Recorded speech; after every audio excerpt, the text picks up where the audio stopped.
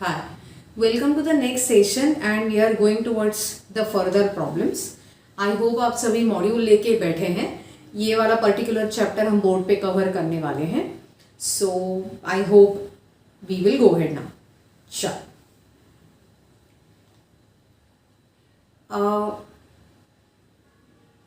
I'm actually at question number 14 on page number 17 as per my modules version.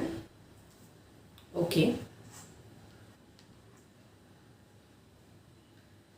If the interest on rupees 1200 is more than interest on rupees 1000 by 50 rupees in 3 years, the rate of interest is 8.33%.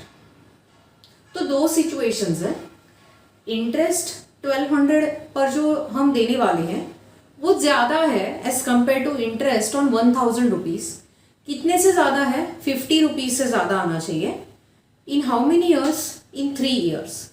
अब देखो हाँ, दो situations है. क्या क्या करना है एक बार देख लेते हैं.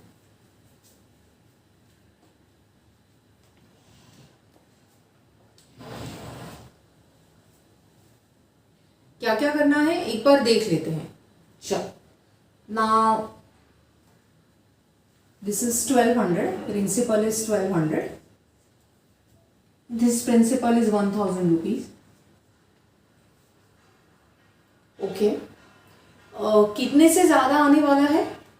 कितने से ज़्यादा आने वाला है ये आने वाला है ज़्यादा 50 रुपीज़ से in 3 years. So in both the cases time period is 3 years. So time period 3 years लिख दीजिए. It's easy actually. तो रेट ऑफ इंटरेस्ट आता है 8.33%. तब हम क्या करेंगे? 8.33% जो है आर, इसे अब कंपेयर करके देखेंगे दोनों केसेस में. मतलब क्या? एसआई करेंगे पीएनआर अपॉन 100. सो मेरा प्रिंसिपल है 1200, number of years is 3, rate is 8.33 and I will divide by 100. Similarly here principal is 1000, number of years is 3, rate is 8.33 and we divide by 100. Simply put it on the calculator and find whether difference is 50 rupees. Okay. So अब मैं भी calculate करके देखूंगी. 1200 multiplied by 3 into 8.33, then I should divide by 100. So this is around 299.88. So I am writing it as if it is 300 rupees. So shouldn't be a problem. 300 rupees you may approximate अगर answer इतना close है. अब second situation को compare करते हैं. 1000 into 3 into 8.33, that is nothing but 1000. 1 second, I'll redo. This is nothing but 250 rupees. ये 250 rupees आ रहा है. Yes, and the difference is definitely 50 rupees because this is 300 rupees and this is 250 rupees.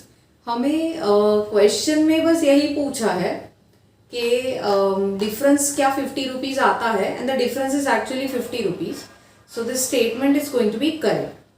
So 14th वाला जो question है उसका statement जो है वो करेक्ट है. ओके. अब चलते हैं क्वेश्चन नंबर 15 की तरफ. अब मैं क्वेश्चन नंबर 15 में हूं.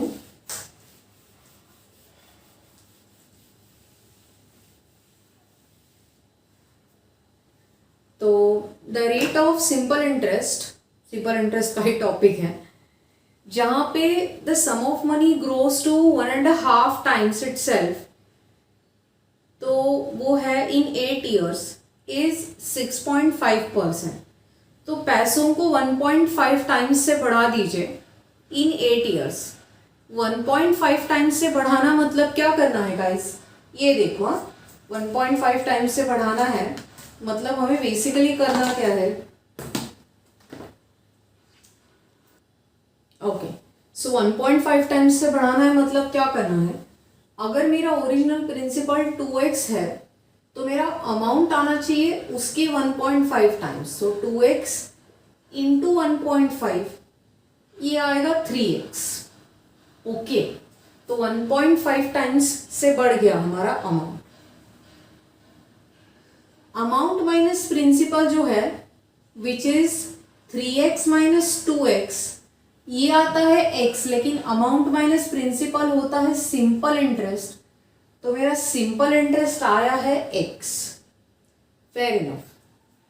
अब आगे जाएंगे, पूछा क्या है, इसको किस केस के साथ वेरीफाई करके देखो। अगर ऐसी सिचुएशन है तो क्या time period 8 years and rate of interest 6.5% आएगा। सो टाइम पीरियड दिया है 8 years and rate of interest is 6.5%। Basically करना क्या है कि प्रिंसिपल को अगर 8 सालों के लिए 6.5% से लगा दिया तो क्या आपका इंटरेस्ट x आता है, तो इंटरेस्ट जो है वो x अगर आता है तो your answer is going to be correct, मतलब this statement is going to be true. तो अब देखो मैं क्या करने वाली हूं यहां पर, SI is going to be PNR upon 100, तो प्रिंसिपल में लिखूंगी 2x, n मेरा होने वाला है 8 एंड r होने वाला है 6.5% and I am going to divide by 100। Okay so पहले जहां पर पॉसिबल है थोड़ा सा कम करके लेते हैं। Now this is 1.3 and this is 10। अब फाइनल आंसर आएगा 8 into 1.5 upon 10 multiplied by x। सो ये आ रहा है x इंटू 8 इंटू 0.13। गाइज जैसे मैं कर रही हूँ आपको करने की बिल्कुल ज़रूरत नहीं है, आप कैलकुलेटर पर करके खुद से अलग से देख सकते हैं या पहले ही स्टेप में आप यहाँ पर भी कर सकते हैं। 8 इंटू 6.5 डिवाइडेड बाय 100, तो ये आ रहा है approximately 1.04 times x। So 1.04 can be approximately equal to 1. तो approximation थोड़ा हम कर सकते हैं and hence the statement is going to be true.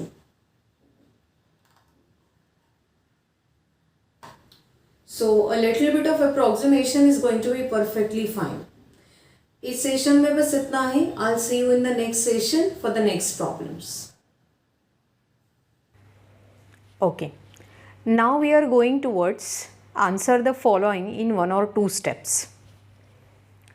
उसमें से 16th क्वेश्चन पे हूँ मैं। If the amount of rupees 500 in 3 years is 575, what will be the amount of 700 rupees in 5 years? See, there are 2 situations. So 500 rupees will become rupees 575. सो principal अगर 500 रुपया आप invest करते हो तो इट विल बिकम 575 रुपीज़ इन 3 years. So number of years is 3. तो कंसिडरिंग दिस सिचुएशन 700 रुपीज़ का 5 years के बाद अमाउंट क्या होगा? So if I invest 700 rupees, what will happen to its interest, मतलब in short amount, after 5 years? Rate नहीं दिया, वो हम लोग सिचुएशन 1 के डेटा को यूज़ करके कैलकुलेट करने वाले हैं। सो कैसे करेंगे? अब प्रिंसिपल और अमाउंट दिया है, सो a माइनस पी आएगा SI। सो 575 माइनस 500 इज 75, तो वो SI है। SI is equal to PNR upon 100. So principal is 500 number of years is 3, rate of interest we'll get to know soon. ये zeros लगे हाथ cancel कर दीजिए and interest is 75. So 75 is equal to 5 3s are 15R. Therefore 75 upon 15 is nothing but 5, जो है आपका R. Very well. अब R मिल गया which is 5. So let's see आपका अमाउंट क्या आने वाला है. पहले SI कर लेते हैं. SI is PNR upon 100. Principal is 700. Number of years is 5. Rate of interest is also 5. So this is 7 into 5 ऐसे कर लीजिए. ये आ रहा है 175 रुपीज़. अब मुझे इंटरेस्ट भी मिल गया और प्रिंसिपल भी मिल गया, तो अमाउंट क्या आएगा 700 plus 175 which is nothing but 875 rupees. तो बेसिकली किया क्या है हमने. So using this particular situation we calculated R. यही R को हमने सिचुएशन 2 में यूज़ किया 700 को 5 इयर्स तक इन्वेस्ट करने के लिए एंड फाइनली हमारा आंसर आ गया. So I think it's very easy. अब क्वेश्चन नंबर 17 की तरफ जा रही हूँ मैं ऑन द सेम पेज.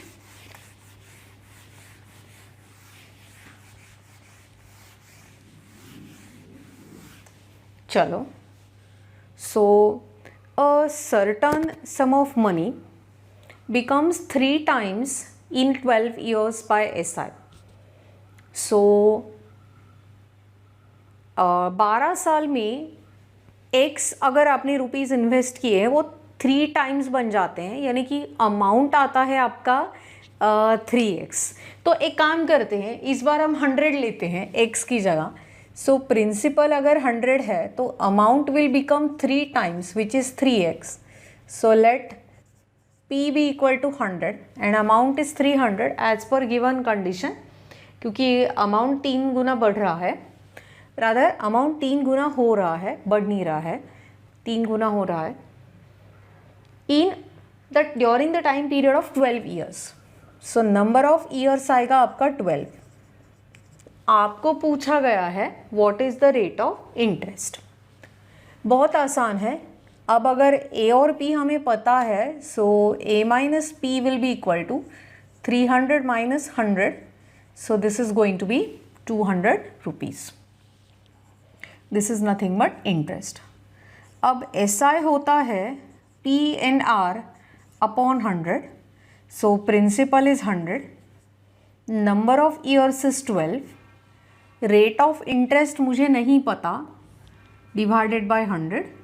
यहाँ से राइट में लिख देती हूँ मैं. आपका इंटरेस्ट जो है दैट इज़ 200. ओके, ये तो कैंसिल हो गया. Therefore 12R is equal to 200 and R will be equal to 200 upon 12, है ना. सो क्या आ रहा है answer. Is it equal to 16.67, है ना. That's the final answer. Calculator पे करके देखिए. जिनको ओरली आता है आप ओरली भी कर सकते हैं. यहाँ पे हमारा सिंपल इंटरेस्ट का टॉपिक ख़त्म होता है. अब मैं करने वाली हूँ कंपाउंड इंटरेस्ट के कुछ बेसिक कॉन्सेप्ट्स डिस्कस. अब कंपाउंड इंटरेस्ट में ना जो फॉर्मूला है वो दिखेगा like A equal to P into bracket 1 plus R by 100 raise to N. अब A, P, R और N से हम ऑलरेडी फेमिलियर है, बट यहाँ पे इंटरेस्ट आपको डायरेक्टली नहीं आएगा. SI equal to PNR by 100 करने के लिए जो वहाँ पे फैसिलिटी अवेलेबल है वो यहाँ पर अवेलेबल नहीं है. We don't have that formula जहाँ से हम आंसर डायरेक्टली ला सकें. Okay, I hope it's clear. So ये PNR बाय 100 जितना डायरेक्टली नहीं आएगा, बट एक बार अमाउंट आपको मिलेगा तो उसमें से आप P सब्ट्रैक्ट करोगे एंड फाइनल आंसर लाओगे. So this is the formula for calculation of simple और अदर कंपाउंड इंटरेस्ट। इसमें वैसे और भी कुछ कॉन्सेप्ट्स आने वाले हैं, लेकिन जैसे ही हम आगे चलते रहेंगे मैं बता दूंगी, जैसे जैसे लगेगा वैसे बता दूंगी। सारा एक टाइम पे नहीं पढ़ेंगे, नहीं तो ये बहुत प्रॉब्लम हो जाएगा। अब कंपाउंड इंटरेस्ट क्या होता है, द बेसिक डिफरेंस क्या होता है। अगर सिंपल इंटरेस्ट की मैं बात करूं, जहां पर आपका principal rate number of other हर एक साल के बाद में करूंगी ये तो ज़रूरत नहीं है, एंड अमाउंट देखूंगी, तो ये प्रिंसिपल पहले साल ये ईयर है। आपका रेट ऑफ इंटरेस्ट 10% के हिसाब से ये इंटरेस्ट कमा लेगा 10 रुपया और अमाउंट हो जाएगा 110 रुपीज़। कैसे? प्रिंसिपल और इंटरेस्ट को मिला दिया। दूसरे साल में ना यही सिचुएशन रिपीट हो जाएगा, 100 फिर आएगा 10%, फिर मैं 10 रुपया कमा लूँगी, लेकिन अमाउंट इस बार होगा 100 + 10 + 10। या तो ये अप्रोच करके आप 120 लिखो, या पिछले साल वाले में से ही मतलब 110 में 10 ऐड कर दो तो आपको 120 मिलेगा। ऑलरेडी हम ये कॉन्सेप्ट यूज़ कर ही चुके हैं कि interest received in simple interest remains the same every year.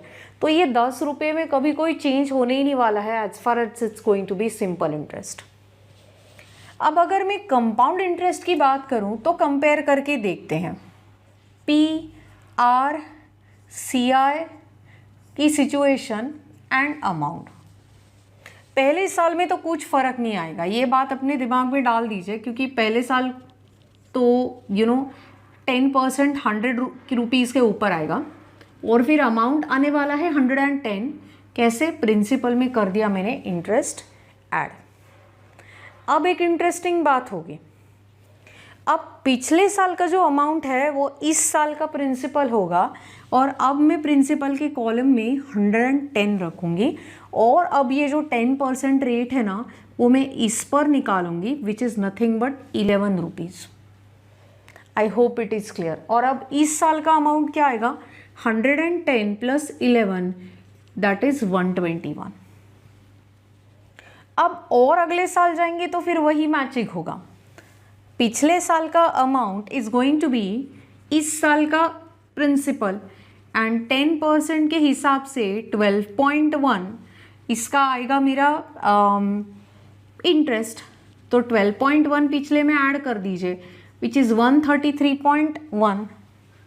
अगर आप CI केयरफुली देखते हो तो CI भी 10% से बढ़ रहा है, करके देखिए। 10 में उसका 10% ऐड कीजिए, डायरेक्टली कैलकुलेटर पर take 10, then plus sign press कीजिए, देन 10% ऐसा कर लीजिए। सो ये आपको मिलेगा 11। या फिर ऐसा भी कर सकते हैं, या तो आप ऐसा प्रेस करो, मैं बता रही हूँ कैलकुलेटर पर क्या करना है। एग्जैक्टली डू दिस, आपको 11 मिलेगा। या फिर 10 का 110% कैलकुलेट करो, तब भी आपको 11 मिलेगा। दोनों चीज़ें कैलकुलेटर पर ट्राई करके देखिए।